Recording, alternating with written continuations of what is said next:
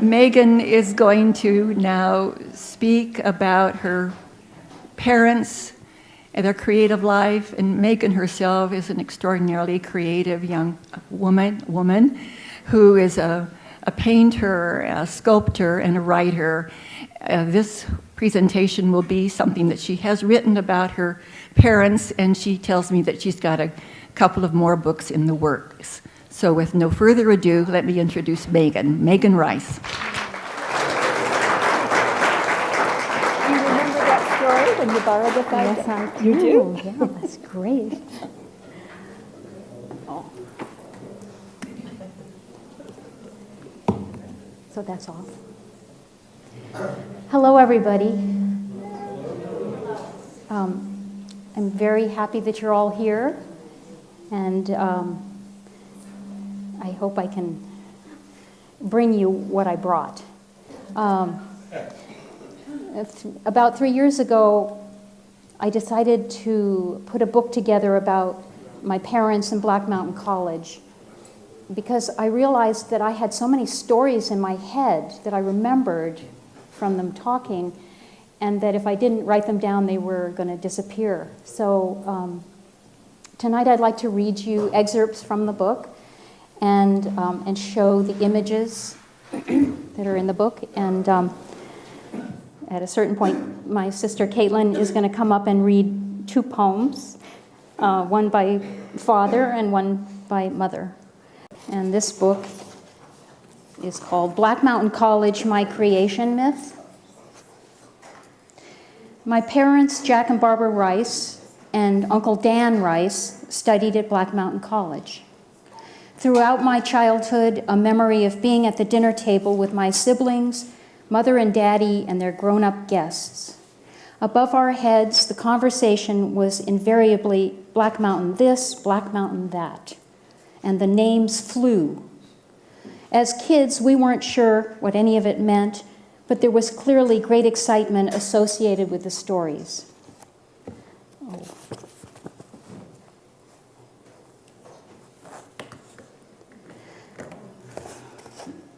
Jack heard about the school from a fellow paratrooper. Barbara read about it in a magazine.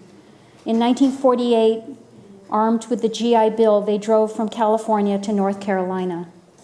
Arriving at dusk, they were directed into the woods to a rustic cottage where a party was being given. Quote, this is what Daddy said. It was like a door opened onto a Viennese drawing room with women in long gowns and jewelry. There was a chandelier. Someone was playing Bach on the piano. Later, they were shown their sleeping quarters, a room where Jasper Johns had been staying. The bathtub was full of bunny poop.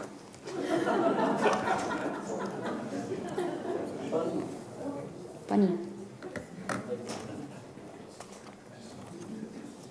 I'll leave it there for a moment. My father studied writing with the poet Charles Olson, and this is my father's description of Charles Olson. He came ashore like a giant tidal wave, tearing loose whole continents and great epochs of human endeavor that for him had lost their grip. He roared and raped and pillaged his way through the genealogy of man's history, the bastions of great literature, burning and sacking, till only Ahab and his great white whale were left standing. But above all, the specter triumphant on the battlefield of literary glory, old Ezra and his cantos. Olson stood before his class, full 6'8", and leaning into his own gale, sucking cigarettes to death with a violence that left the ashes trembling, smoke escaping under terrible pressure.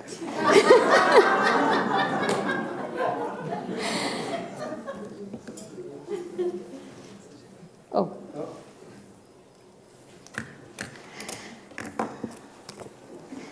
My mother studied weaving with Annie Albers and modern dance with Betty Jenner-John.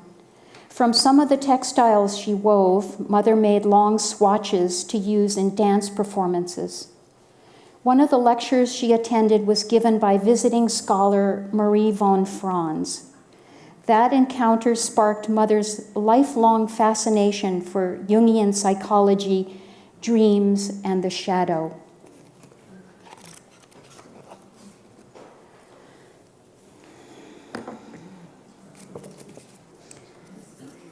My father wanted to study primitive art and culture, and Black Mountain didn't have an anthropological library. So he did independent study, ordering books from the Library of Congress. He took part as narrator in the performance of Lorca's poem, Lament for Ignacio Sanchez Meijas. And my mother said, more happened in 1 week at BMC, short for Black Mountain, than a year in the outside world. People were always dropping in. One night, a young anthropologist appeared in the dining room and told us about an American ethnologist named Robert Barlow, who was in Mexico translating Mayan hieroglyphs for a literary magazine.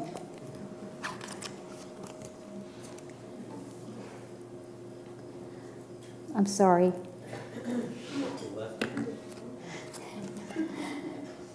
So Daddy decided to go to Mexico. Mother didn't want to leave. As they drove away, she hid her sobs under a bath towel, fellow students calling kindnesses after them. Robert Rauschenberg had left his orange sweatshirt lying on a stone wall, and Mother took it with her. When they got to Mexico City, the ethnologist had committed suicide.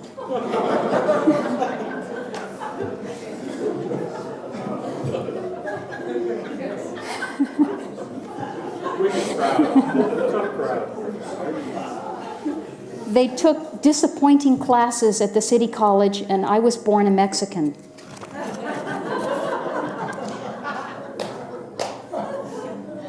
Yeah. That's Caitlin, and that's me.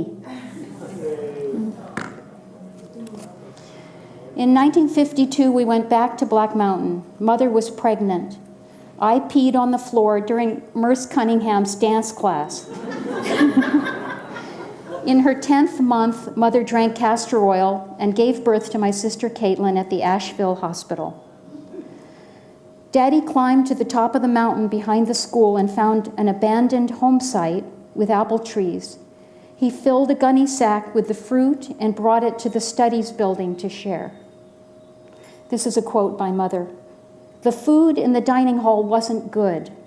I think we were given the same number of calories the Russian army was living on. We learned to be fast eaters.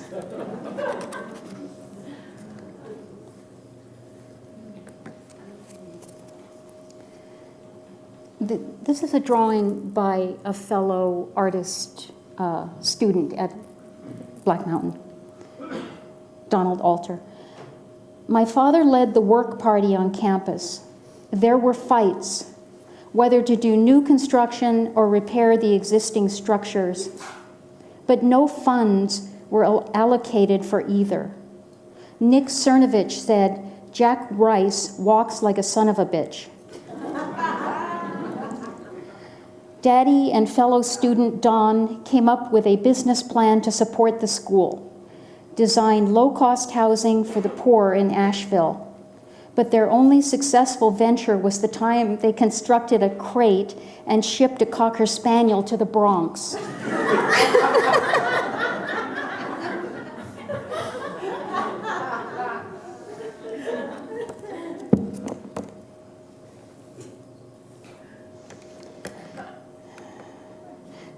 This is the pot shop where the potters worked. In the summer of 1953, Daddy remodeled the pot shop for David Weinrib and Karen Carnes. It was to be a surprise. On the day of completion, David walked in to find a multi-level stone floor and austere white walls. He got furious, yelling, "This is a potting studio, not a fucking shrine." He reached into a bag of powdered clay and flung handfuls of it around the room to make it into, quote, a space he could work in. My father wrote an offended postulate proposing 3 courses of action relative to the future of Black Mountain College. And Charles Olson wrote a poem about Jack and the pot shop.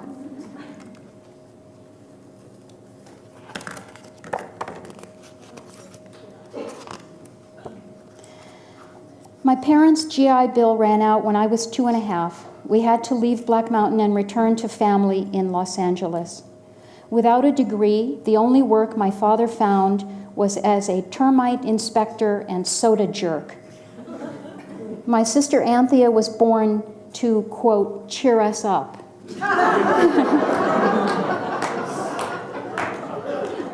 Eventually, we bought a 1-room cabin in Topanga Canyon. Daddy tore out walls, put up beams, and scrawled literary quotes on them with carpenter's chalk. Stone is a forehead where dreams grieve. Stone is a shoulder on which to bear time. That's by Lorca. Quote, in my father's house are many mansions, Bible. Quote, shines in the mind of heaven, God who made it more than the sun in our eye, Ezra Pound. And finally, quote, O thou incontinent among stars, Jack Rice. And what he meant when he used the word incontinent was like unrestrained.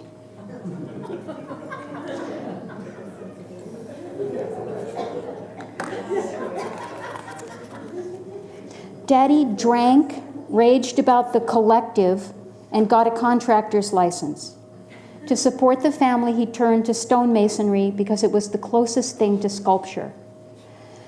Mother got goats and chickens and grew a vegetable garden. Her insatiable intellect was thwarted by motherhood.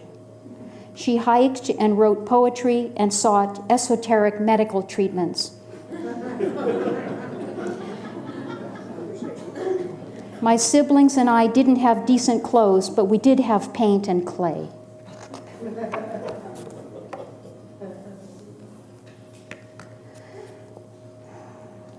So this is Jack Rice and Randy Just up on a scaffolding building a chimney. And the next image is the chimney completed.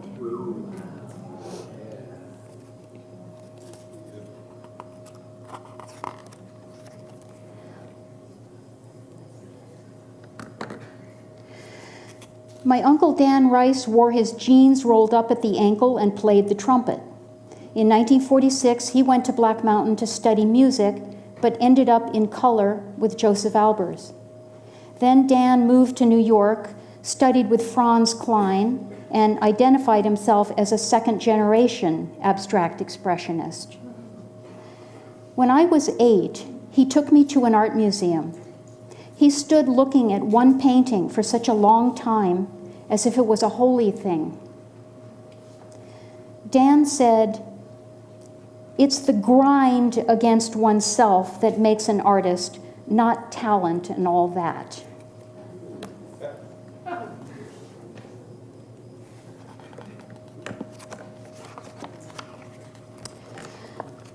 Arnold Schifrin showed up at the campus when he was 19.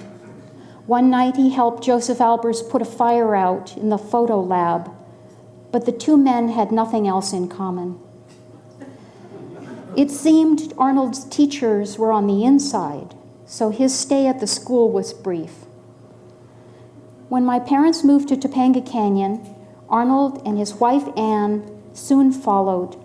Lots of children were born. Arnold was a prolific painter, printmaker, draftsman, and teacher, and he gave wet kisses. Yes, he did.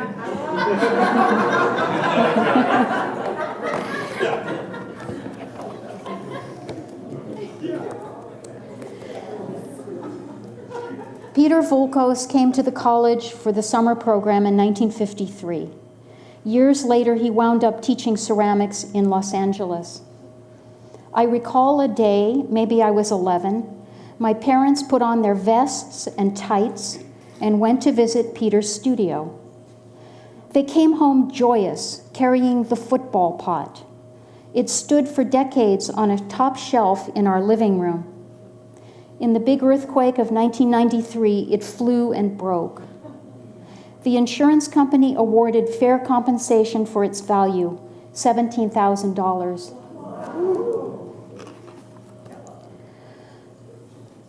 Some people who went to Black Mountain got famous.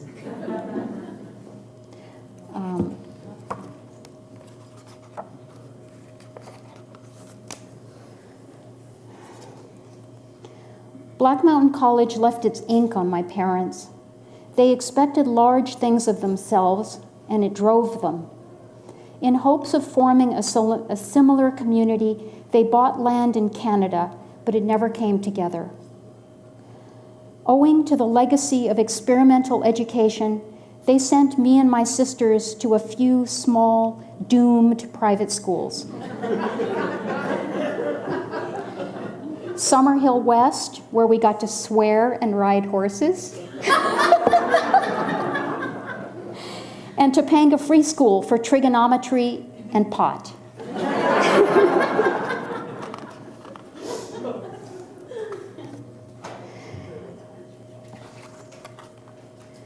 You're up next, Kate. You're up next. It was always so much about experimentation. Jack built iconic furniture that tipped over. He'd complete another monumental fireplace and whisper under his breath, "Christ, I hope it draws." When he could no longer do physical work, he labored over poems. This is a poem by Jack Rice. Ecce rex crematio. Louder. Do not companion me, for I am drawn down to ache of gristle and flayed bone. A rage and rawhide lash shrunk gaunt, inched deep by leech, splayed scab and scale, twisting in a carnage of roaring fire and black ash. Okay, so stay near. Just put it back and then in a minute. Okay.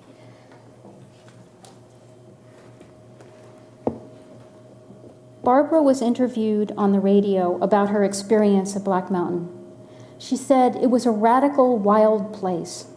Nowadays it's spoken about so nostalgically, the beautiful landscape, the famous people, but it also had a lot of raunch. When Mother died,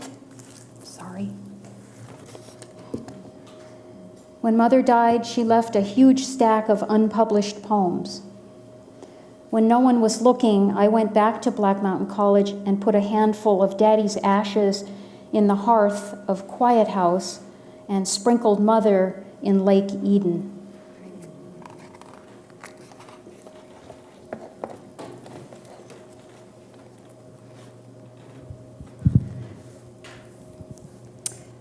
This is by Barbara Rice. We do not own life. It passes through as singing, a mourning dove, a kingfisher. Life is a parable, pointing to something before and after. The wild lilac turned gray in fog. The woman turned gray in years. Lives sanded and scoured by time. From a distance, so much beauty.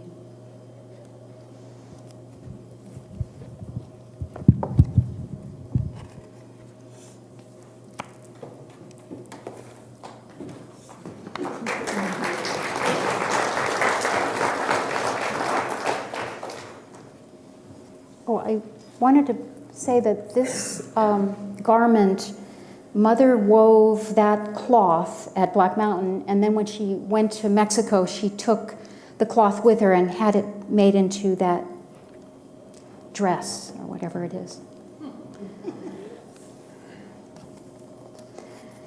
Going through bins and boxes of my parents' papers, I found little hand-sewn illustrated books my siblings and I had made as children. Mother had assigned these literary punishments for stealing candy and thumb-sucking.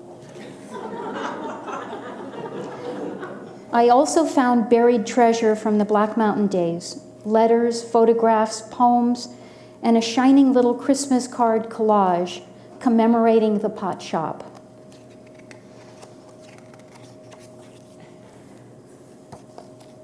Last year, I met Karen Carnes at a West Coast museum and saw the touring retrospective of her ceramic work. I'd brought along the sugar pot she gave my parents in 1953. Karen took it gently in her hands, looked it over, and said, "Use it." Oops. Oh. Recently, I was in the car, crawling through LA traffic to get to a concert. I knew there would be no late seating. How could I persuade the ushers? The only thing I could think to say was, "Please let me in. My parents were students at Black Mountain College."